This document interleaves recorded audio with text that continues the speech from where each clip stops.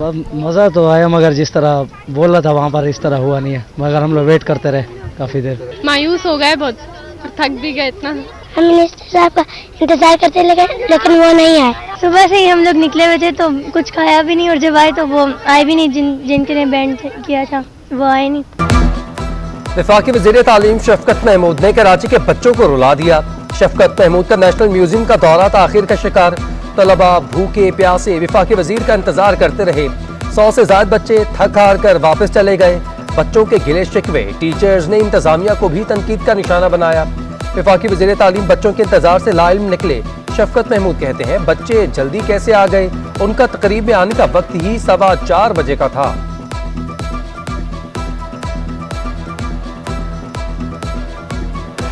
मुझे इसका कोई इल्म नहीं था, वैसे वो आए होंगे, लेकिन क्योंकि मैं तो सुबह से बहरू सुबाई मीटिंग कर रहा था, मेरा तो यहाँ आने का प्रोग्राम ही 4:15 था। नाज़िम जोखियों कत्ल केस में अहम पेशरफ्त मकतूल के भाई ने MNA जाम अब्दुल करीम को बेगुनाह करार दे दिया। अफजल जोखियों ने मजिस्ट्रेट के सामने 164 का बयान रिकॉर्ड करवा दिया। मुद्दई अफजल जोखियों ने बयान में कहा, MPA जाम अवैस और दीगर मुलजिम भाई के कत्ल में मुलव्वस हैं। उधर मकतूल की बेवा ने अफजल जोखियों के बयान पर तहफ़्फ़ुज़ात का इजहार कर दिया। कहती हैं, अफजल के ऊपर दबाव होगा, डरा धमका कर बयान दिया गया, जाम अब्दुल करीम को माफ नहीं करेंगे।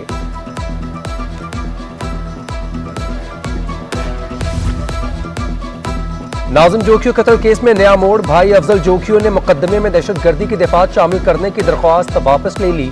अदालत ने दरख्वास्त लेने की बुनियाद पर केस निपटा दिया। अफजल जोखियों ने मुकदमे में दहशतगर्दी की दफात शामिल करने की दरख्वास्त दायर की थी। नाज़िम जोखियों कत्ल केस में नई तफ्तीशी टीम ने तहकीकात शुरू कर दी। उधर अदालत ने तमाम मुल्ज़िमान को जुडिशल रिमांड पर जेल भेज दिया। तफ्तीशी ऑफिसर को आइंदा समात तक तहकीकात मुकम्मल करने का हुक्म। केस की मजीद समात 2 दिसंबर तक मुलतवी।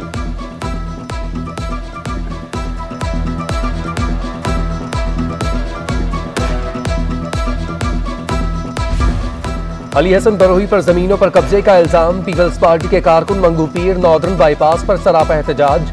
मुजाहिरीन की अली हसन बरोही के खिलाफ शदीद नारेबाजी। हुक्काम बाला से कब्जों के खिलाफ कार्रवाई करने का मुतालबा। मुजाहिरीन का कहना है कि अली हसन बरोही हमारी जमीनों पर कब्जा कर रहा है।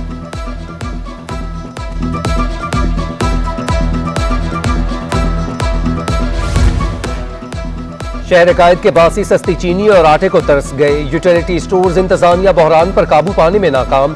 कई हफ्तों बाद भी चीनी और आटे की फराहमी मुमकिन न हो सकी। यूटिलिटी स्टोर्स के खाली शेल्फ शहरियों को मुंह चढ़ाने लगे। खरीदारी के लिए आए सारिफीन खाली हाथ वापस लौटने पर मजबूर।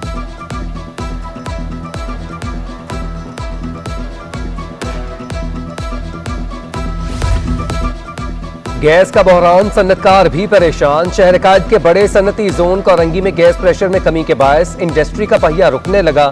सन्नतकारों को माल की तैयारी में शदीद मुश्किलात। ऑर्डर भी ताखिर का शिकार। पर वक्त प्लानिंग ना होने का खमियाजा हम भुगत रहे हैं। सन्नतकारों की दुहाई।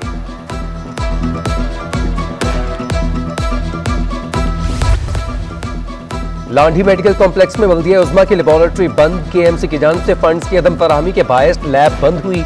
लांढी मेडिकल कॉम्प्लेक्स भी सिंध हुकूमत की तहवील में जाने का इम्कान। आपने 4 PS के ऑफिसर इधर से विड्रॉ करने की बात की है, वो प्रपोजल है ना आपका, वो काबीना रिजेक्ट करती है। जो 4 अफसर आप भेज रहे हैं वो काबीना एक्सेप्ट करती है। मैं फेडरल गवर्नमेंट को और एस्टेब्लिशमेंट डिवीजन को वार्न करता हूं, झगड़ा हुकूमत सिंध के साथ है, इस सियासत में इन्वॉल्व ना हो, उन अफसरान को आप तंग ना करें।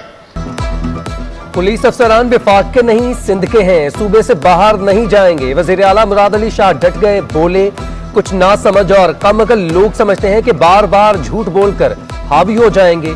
एस्टेब्लिशमेंट डिवीजन सूबे की गवर्नर्स में मुदाखलत ना करे। विफाक सिंध हुकूमत को काम करने से रोकना चाहता है। सिंध को मजीद 47 अफसरान दिए जाएं।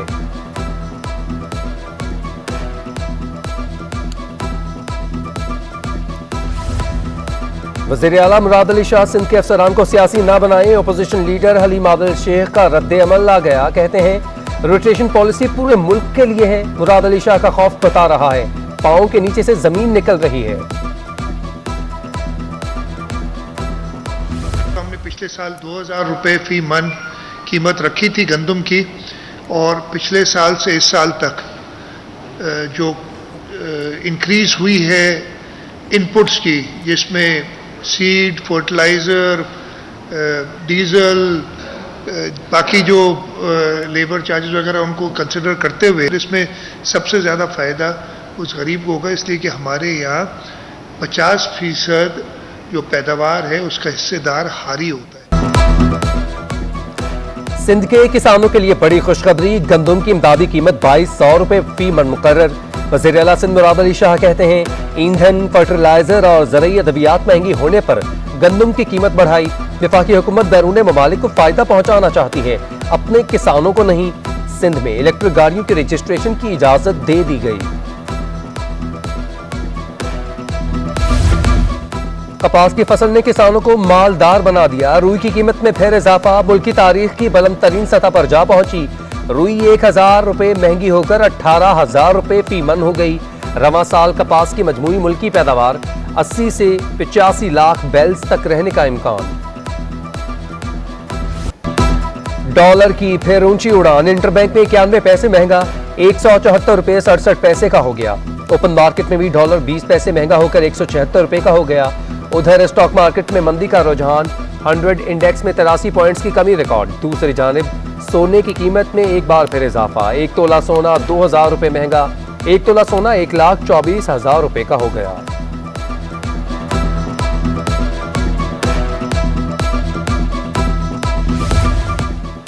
वफाकी हुकूमत का रवां साल मुकम्मल तालीमी सिलेबस बहाल करने का ऐलान। वफाकी वज़ीर तालीम शफकत महमूद कहते हैं, मैट्रिक और इंटरमीडिएट के इम्तिहानात मई और जून में होंगे। नेशनल एजुकेशन पॉलिसी पर सिंध हुकूमत से बातचीत की जा रही है। मारूफ कॉमेडियन उमर शरीफ की बेवा जरी उमर ने शौहर की मौत का जिम्मेदार उनकी पहली अहलिया और बेटे को करार दे दिया। कहती हैं, जवाद उमर शरीफ को जुलाई मेरे घर से लेकर गया। उमर उस वक्त ठीक थे, मेरी उनसे बात भी नहीं करवाई जाती थी।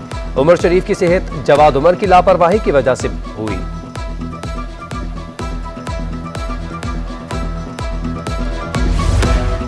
बाबा गुरु नानक का 552वां जन्मदिन, इंटरनेशनल लॉयर्स फोरम की जानिब से तकरीब का इनेकाद।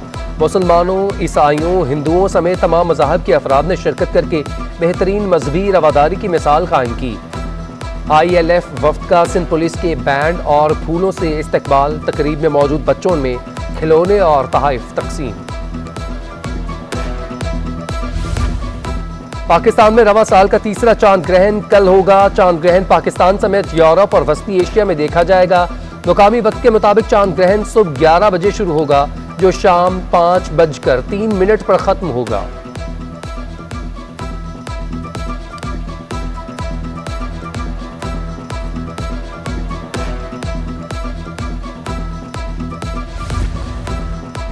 और जरा नम हो तो ये मिट्टी बड़ी जरखेज है साकी।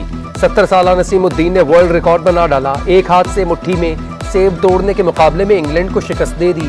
13 के मुकाबले में 18 सेब तोड़ डाले। नसीमुद्दीन पाकिस्तान की तारीख के मुअम्मर तरीन वर्ल्ड रिकॉर्ड होल्डर बन गए।